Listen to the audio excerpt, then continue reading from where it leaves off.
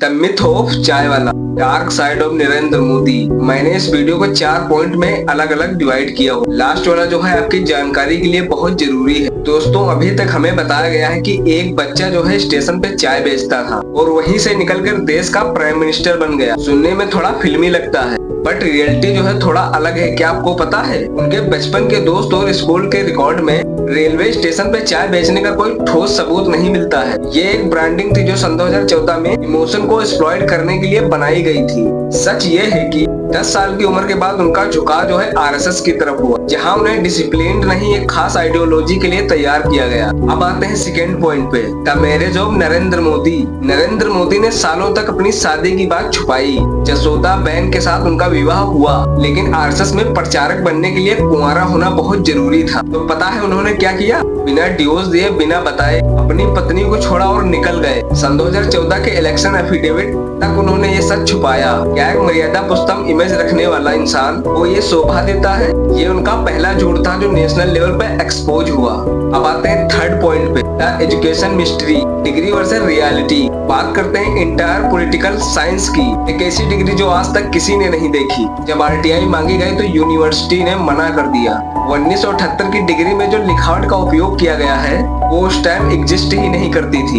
एक देश का प्राइम मिनिस्टर अपनी बेसिक एजुकेशन को पर्दे में क्यों रख रहा है? ध्रुव राठी ने एक सही सवाल उठाया था, क्या ये डिग्री असली है या इमेज बिल्ड करने का हिस्सा?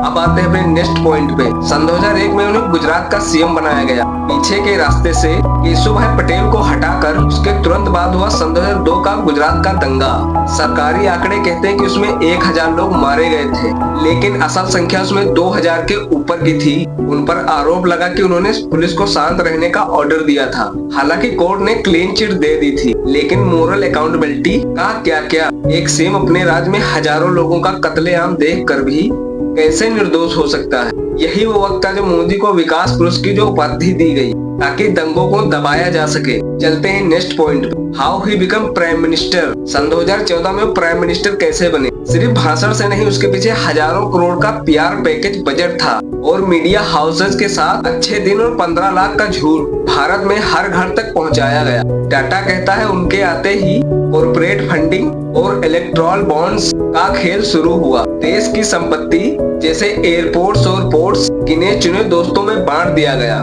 ये विकास नहीं बल्कि क्रोनिक कैपिटलिज्म की शुरुआत। This is my last point, the reality check. तो सच ये है कि एक गरीब चाय वाला, तो सच क्या है? एक गरीब चाय वाला जो मेहनत से ऊपर आया या एक मास्टर प्लान खेला गया, जिसने हर मोड़ पे झूठ का सहारा लेकर पावर हासिल करने की कोशिश की। 10 साल की उम्र से लेकर आज तक हर एक कहानी में ट्विस्ट है जो डेटा से बिल्कुल ही मैच नहीं करता। मिलते हैं ऐसे ही किसी दमदार वीडियो में। Like, share and subscribe. और हाँ, so I want to 50 Indian celebrity expose in next 50 days. तुम किसे एक्सपोज करना चाहते हो कमेंट में बताओ।